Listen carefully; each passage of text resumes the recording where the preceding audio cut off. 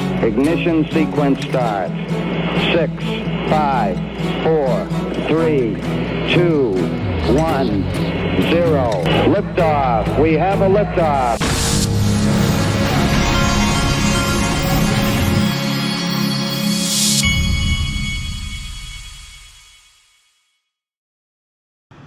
Hey everybody, this is the Digital Asset Investor, and it looks like we've had some manipulation in the markets. Who would have thought that leading up to ETFs and legislation for crypto? We've got a 283 XRP. Yours truly did back up the truck this morning. I did buy the dip. This thing hangs around $3, and I'll be accumulating. I don't care what happens. I don't care if we have a mega crash. I'll be accumulating, period. A little baby, wait, I think this was, no, I was going to ask, did the Wall Street, did you think that Wall Street would not be manipulating markets on the lead up to mass ETFs and the legislation? It would be naive to think so. You also have another dynamic going on. I've seen it every year, and that is tax selling in the crypto markets. It happens every year. Usually it's more in December, but you have it, from now until, because a lot of people extend their taxes and they pay their taxes on October 15th. And so there's tax selling before that, and then into December as well, just catching the end of the year. Keep your eye on the ball, folks. A little bit of baby got back humor out of Dom from Easy A. I like big green candles, and I cannot lie. There was a spike after the pullback this morning. I think from the job numbers, you and other XRP brothers can't deny. I'm keeping the joke going. So this morning I did not back up the truck on Caleb and Brown, but my next truck back up is going to be on Caleb and Brown, because I'm going to have some money there here shortly. So if these markets stay down, that's where I'll be backing up the truck. And the way I do that on Caleb and Brown, because it's the only place you can do it, I have a broker there. I can either call them, email them, or through the app send them a direct message, and I can say the following: hey, all that cash in my account, buy XRP with it. That'll trigger an email to me with a PDF attached that shows me the order and itemizes all the costs and everything involved. I love it.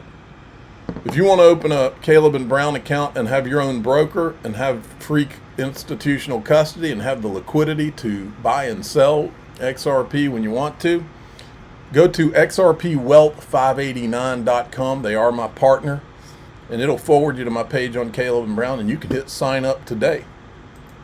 So here, this morning I was watching CNBC. That right there is Cal Samani of Multicoin Capital from ETHgate fame. You remember he and his partner, they were the ones who bragged about how they were shorting XRP because they just thought maybe Ripple would be sued and the SEC would call XRP a security. And two of their limited partners, Andreessen Horowitz and Union Square Ventures, just happened to be the only two venture capital firms in the room with the SEC and Bill Hinman to work out that Ethereum free pass. Go figure.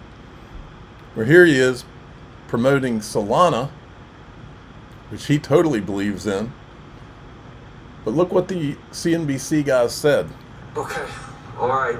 I know Becky was dying to get in on this conversation. I think the questions would have been probably over your head, right? Like all of mine were, right? Right.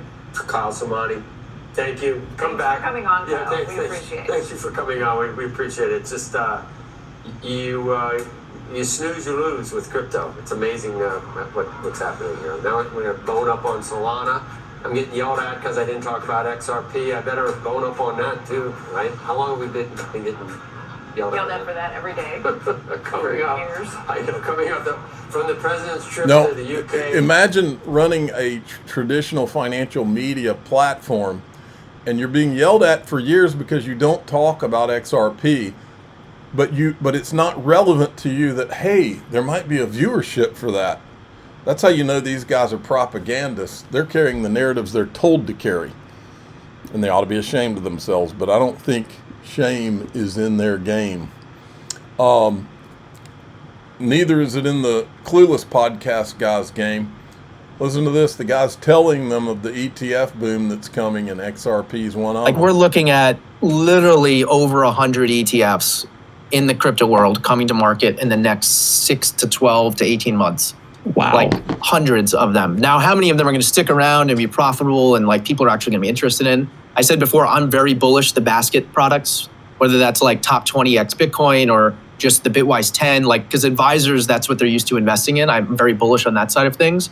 But yeah, there's a ton of these products. And even if the generic listing standards isn't ready to go in the next couple of months, you still have due dates coming up in October and November for a whole host of assets, including Litecoin, Solana, XRP. Let me go down the list even. Polkadot, Hedera, Doge. Like, we haven't been financially incentivized to talk about those. We hate those. There's a Doge ETF coming in that 40-act wrapper probably this week. You name it. I mean, I would like to whole... say that I am excited about the Doge ETF, and I'm not as excited as some of the other ones that you just named. Avalanche, Sui, Cardano. Yep. So, yeah, there's a lot coming. Again, I'm not going to like say that these are all going to get like tons of assets. I think anyone thinking that these other altcoin ETFs are going to be as successful as Bitcoin or even as successful as Ethereum, I wouldn't go that far. I think we've seen demand for some other products, specifically for XRP and SOL, that have shown really strong demand from the ETF world and TradFi world. So I think those could do very well. But I'm, again, most bullish on the basket. I think you're going to be shocked about the performance of XRP. And by the way, Hashdex just put this out. We're delighted to announce that Hashdex NASDAQ Crypto Index US ETF, ticker NCIQ, expands, bringing U.S. investors access to the 5 leading crypto assets: Bitcoin, Ethereum, XRP, Solana, XLM.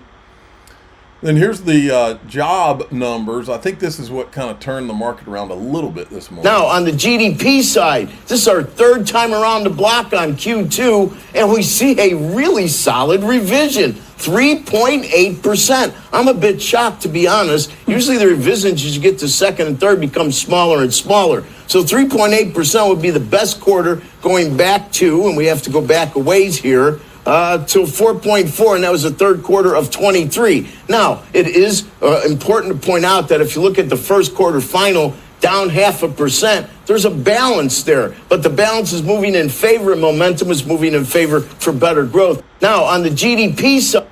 All right. And then we have this. I noticed Paul Barron ran a poll here. And Paul Barron knows by now that XRP wins all the polls. And so I was joking around about it. I said that time you didn't include XRP in the poll because you knew it would win and wanted to make it a fair fight. True story, folks. Look at this.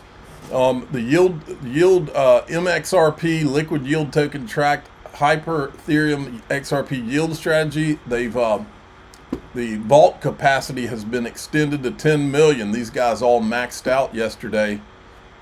The demand for XRP yield is fierce. In the new article published today by Swift, they mentioned a new standard for cross-border payments. We all know what this new standard is. It's XRP. The timing is wild. XRP the standard, folks. They hate it when we talk about that. Now, this is something I hadn't mentioned in a while, but we've been watching a lot of geopolitical posturing between the United States, China, Russia, and the BRICS and all this. But the one thing that's not talked about often is, look, ultimately, folks, this new digital system that everybody's going into, and they're going into it in their own way. The Chinese, or the government over there, is going to have their own currency so they can control everybody and have social credits and all the rest. But ultimately, all those systems have to interoperate. And all those systems are going to interoperate because they need us and we need them for financial security. Ultimately, it's a global world. I know a technology that can help for them to interoperate with the United States.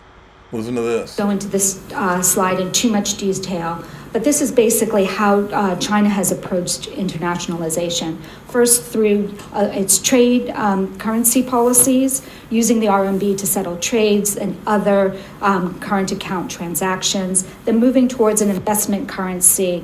This allowed for increasing use in cross-border transactions for finance and investment, and then finally as a reserve currency.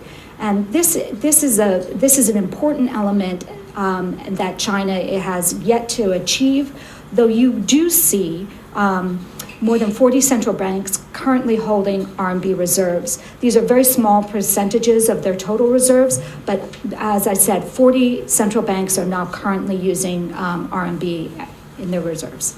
Clearly, it is a Ironically, Ripple has been working with over 50 central banks around the world. That was said by, can't remember her name, but she used to work for Ripple. policy-led initiative to internationalize the RMB and to internationalize the currency. If we look back to 1995, from a nominal GDP perspective, China was about 2.4% of the world's nominal GDP. If we look at 2013, that goes up to about 12.4%. And we can see, whereas the forecast in 2019, that's going to be a significant increase in share of nominal GDP. We expect that by 2020, it will eventually make up a quarter of the world's global nominal GDP, which should be a huge increase from where we sit today. So why is this increasing so quickly? Well, everyone knows, because we sit in Hong Kong. China is growing. The pace of growth is quite significant. It's about 7%, and that's outpacing all of the other BRIC economies. So if we look a little bit more. We'll stop there. You can clearly see what's coming. Let's go into DAIXRP.com. That's the Patreon. If you'd rather join through YouTube, click join below any of these YouTube videos. If you'd rather join through X, hit subscribe. You get the full video, plus you get the extended video with no commercials on any of them. I'm the digital asset investor. I'm not an investment advisor. This is for entertainment purposes only. Please subscribe, hit the like button, tell your friends and family. Away we go.